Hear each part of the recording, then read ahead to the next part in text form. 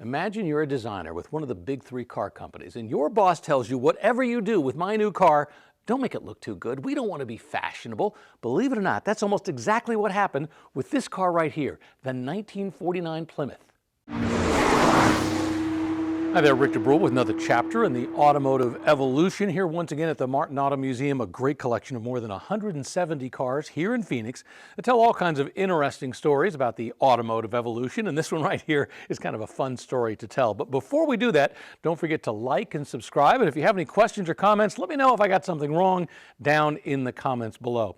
So this 1949 Plymouth is a great story because literally of how it went through the process of being designed and what the engineers and the designers were told. But before we talk about this, let's give a really brief history of Plymouth. The automotive division for Chrysler debuted in 1928. It was supposed to be the lower price line for the Chrysler world, and it turns out it was exactly the right car at exactly the right time. The Depression hits in 1929. Anybody selling expensive cars, well, they were in trouble. But the idea of having a lower price line was exactly what Americans were looking for during the 1930s. By the way, where did the name Plymouth come from? I mean, you assume it came from Plymouth Rock. After all, they did use the Mayflower as their logo. But believe it or not, Plymouth was actually the name of a kind of rope that was, well, being used by a lot of farmers, pretty basic tool a lot of people use. It was actually named after that because, well, the people at the company wanted the car to have the same image as that rope that was so solid, so usable. Yeah, believe it or not, named after a rope. All right, let's catch back up to 1949. And we have to mention the fact that Plymouth and Chrysler were kind of late to the game with their post-war design. Remember, during World War II, civilian automotive production pretty much shut down. And after World War II, initially, they were just building, well, pre-war designs that they were using until they could come out with their new stuff. Ford was the first to come out with their new designs after World War II. Then along came Chevy, and eventually Plymouth came along in 1949. Now, having said that, this was not an afterthought. In fact, Plymouth and Chrysler spent $90 million developing this line of cars, and that was a lot of money back in those days.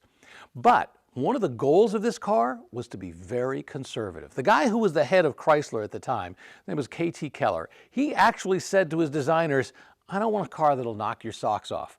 In fact, he was famous for saying that he wanted a car that, remember people wearing hats a lot back in those days, he wanted a car that you could get into without knocking your hat off.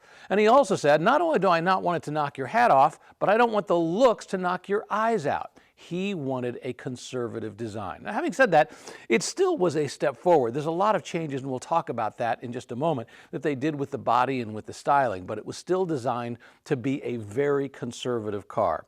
Sold relatively well, but once again, eventually they had to move forward. So this car, this styling lasts from like 1949, I think, up through 1952. 1955, well, they have to take a whole different direction, which we'll talk about in just a moment. But let's take a walk around and show you the styling changes for 1949. This car here at the museum is what's called a Plymouth Special Deluxe for 1949, which was pretty much the top of the line. They actually had multiple different Plymouths you could buy that year. Internally, they referred to one as the P17, the other as the P18. This is the P18, which rode on a slightly longer wheelbase. It was a 118-inch wheelbase.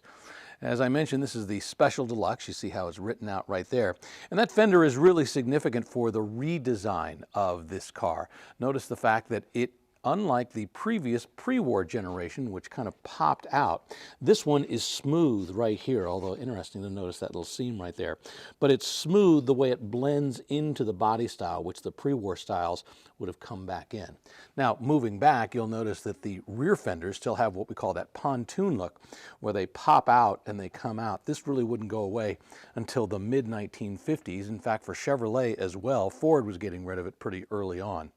This car, because it was the Special Deluxe, had a lot more chrome. It was a little fancier.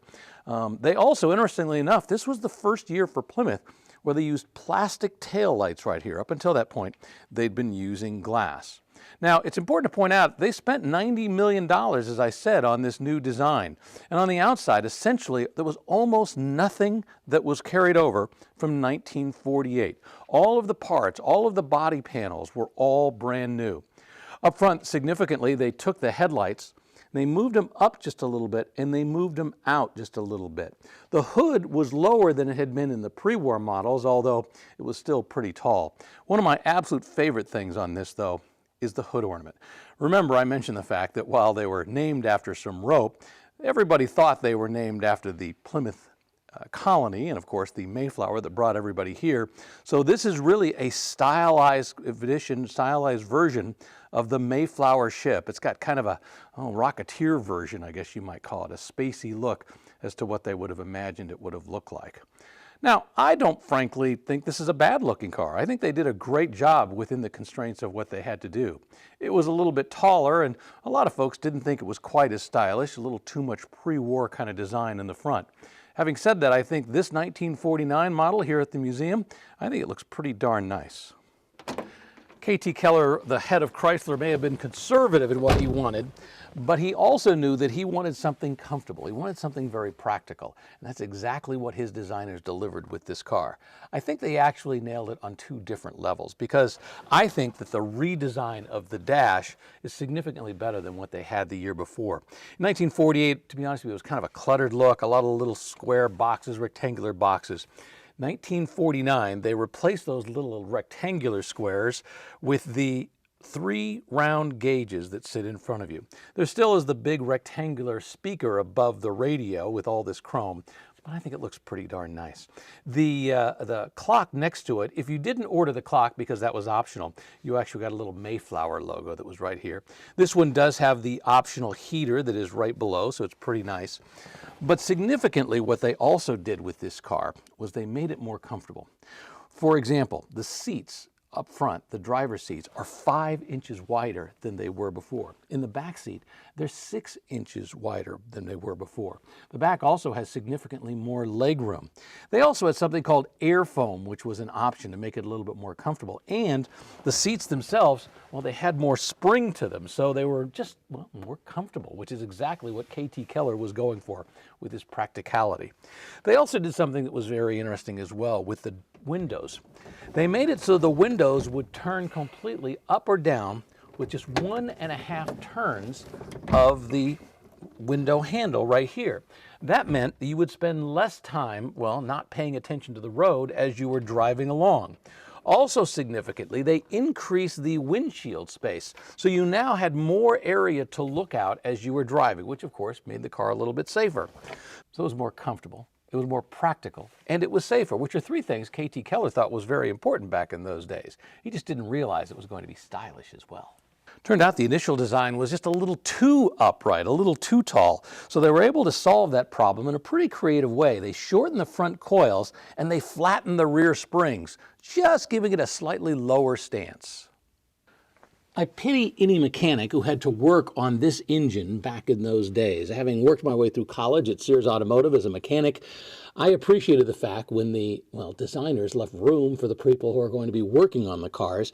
And this one, and I'm not sure if it's just the problem with the museum car, but I think the hood is up as pretty much as high as I can get it, meaning if you were going to work on this car, well, you didn't have a lot of room.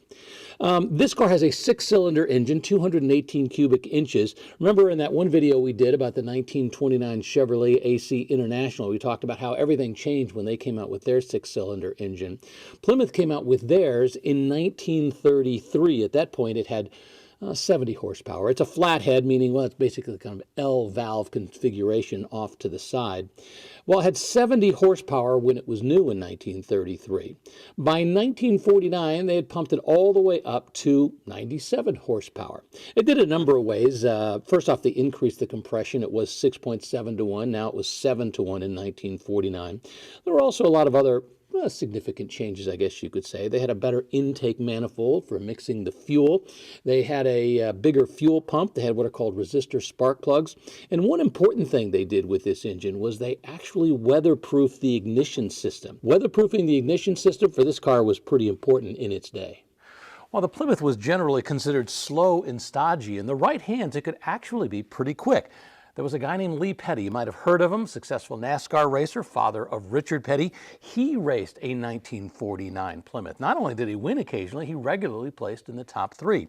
Now, he wasn't driving a special deluxe. He was probably driving the business coupe for a couple of reasons. First off, it was the least expensive Plymouth you could buy that year. But most importantly, it was about 200 pounds lighter than this car. So 97 horsepower was just enough, together with that lighter weight, to make the 1949 Plymouth Business Coupe a successful race car in the right hands. The 1949 Plymouth definitely was not the most stylish car that year, nor was it the most powerful. Didn't have a V8 under the hood, just that flathead 6. But that does not mean it was not successful. In fact, they sold more than 500,000 Plymouths in 1949. And while that's less than half of what Ford and Chevrolet were selling that year, it was enough to keep Plymouth and Chrysler, most importantly, in the big 3 automakers. K.T. Keller's conservative styling just a few years later would go away. In the mid-50s, a gentleman by the name of Virgil Exner would take over design for Chrysler. And I tell you what, he loved style. He loved bling. He loved fins. He loved chrome. And everything would change in the Chrysler world from a styling perspective.